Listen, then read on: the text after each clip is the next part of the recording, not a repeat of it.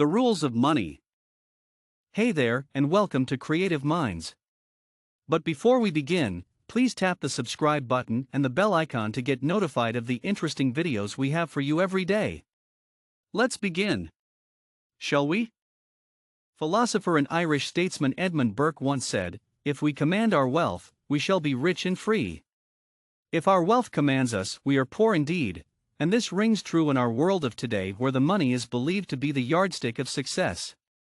For whatever our goals and reasons may be, we often find ourselves stuck in a maze of earning and spending, wants, and needs. So, as we are stuck chasing riches, we would wonder, what are the hidden secrets of money? How do you get rich? Well, in today's episode we will answer just that in what we've prepared as 8 rules that money abides by. Number 1.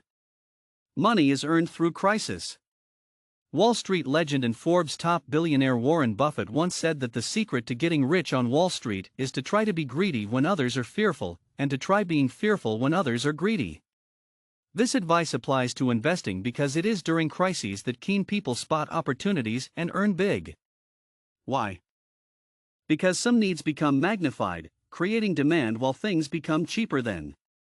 When everything has shut down, real estate is performing its poorest, and the stocks have tanked. How exactly do people make money? It is during this time when the wealthy buy assets, restructure loans, and build liquidity. If, for example, someone bargains to buy a property valued at $1 million during a normal economic situation for $750,000, the seller might agree. Why? Because no one is willing to buy the property during crises. The demand is low, therefore, the buyer has more bargaining power. If the same buyer holds the property for about 2 years, he is sure to make profits from capital gains once the economy resumes normalcy. The same applies to the stock markets. During crises, stock prices stumble, but this won't last forever. Most people panic and start selling as the prices go down to avoid losing anything, but the wealthy who understand the money rules will be busy buying.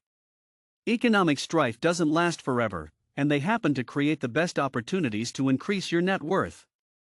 So save up some money and invest wisely when the next one hits. Number 2. Money is a game of exchange. Money is made through an exchange. Some people earn money while others make money. It doesn't sound like there's much of a difference, but there is. You earn money when you trade your time and energy for money. In other words, you work for an hour, you get paid for an hour. Making money is when you use your own time and energy and a bit of creativity once and get paid over and over and over again. For example, when you make a new product and get paid every time it sells. Nonetheless, for you to earn some income, it has to come from one source into yours. For a business to make sales, the money has to come from the buyer's pocket and into the business's account. So, in short, there has to be some form of benefit that will bring about the exchange. So, to attract money into your account, you have no choice but to create some form of value for the exchange to happen. Number 3. Money attracts money. This could be one of the greatest rules of money in this century. Ever wondered why the rich only have rich friends? It's not because they don't want to hang out with poor people, but because their financial status only attracts those within the same bracket. Most people often say the rich are proud and disassociate with the poor, but in a real sense, the two categories have very little in common. With that in mind, if you want to be wealthy, you have to befriend the wealthy. By having wealthy friends, you will slowly learn their ways, adopt their habits, and become one of them. These people know how to make money, have lifestyles that increase their finances, and are always surrounded by opportunities. Number 4. Money is easy to get, and harder to maintain. Many people make money easily but are not able to maintain it. To put this clearly, let me explain the big check syndrome. Say a real estate agent sells a $6 million home and earns $200,000 in a month. For the next few months, he starts living as though he earns that much every month, but in reality, he only makes about $17,000 monthly. This money obtained up front deludes the agent into focusing on the whole amount, hence splurging it. Most people get overexcited when suddenly a few zeros appear in their bank account.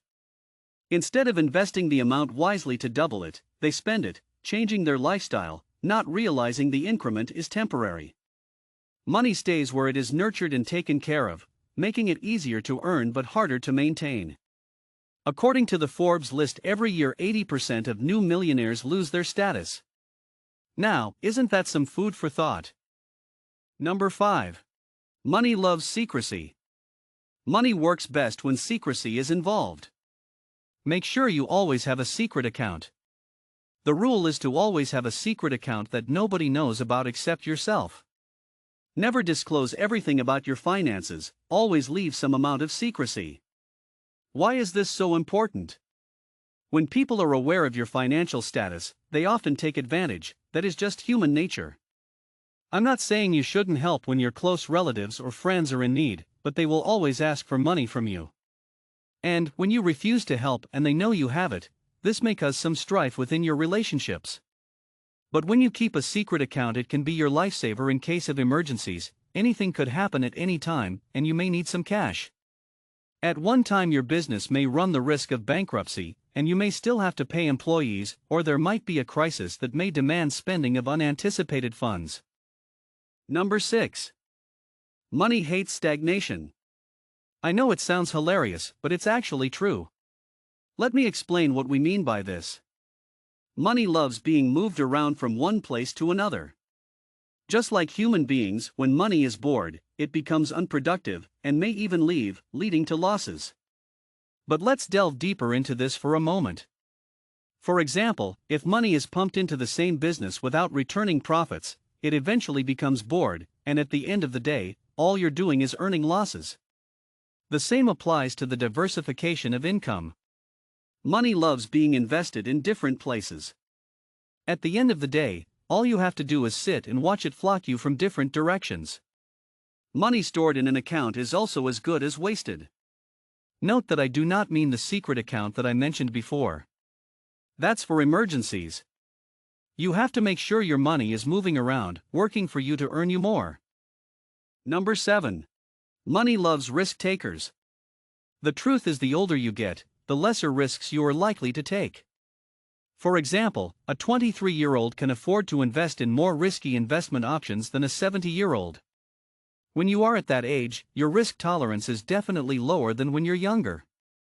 Money loves risk takers, and if you plan on playing safe all your life, you might not quite make it big. Great opportunities always come with a directly proportionate risk. So, while you are still young, make sure you invest wisely and take calculated risks in everything you do. Number 8. Money hates spendthrifts. If you take out sugar from a jar and don't replace it, what happens? The jar will run empty. The same for money, it will never grow where it's always being spent. For every penny spent, there has to be a counteraction taken to replace, if not double it. For most wealthy people who live lavish lives and are able to sustain it, they have set the needed measures in place to replenish the amounts they use up. In order to be rich, you can't fly first class, drive the most expensive cars, or own the best mansions, unless you have a solid channel of bringing back the money spent. Here's my favorite quote about saving by Thornton T. Munger: "The habit of saving is itself an education. It fosters every virtue, teaches self-denial, cultivates the sense of order, trains to forethought, and so broadens the mind." Thank you for watching the video till the end. I hope you enjoyed it, and that you learned something new. Make sure to like and leave a comment. Don't forget to subscribe and click a bell button to be notified when a new video will be online. As I already said, thank you for watching, and I will see you in the next video.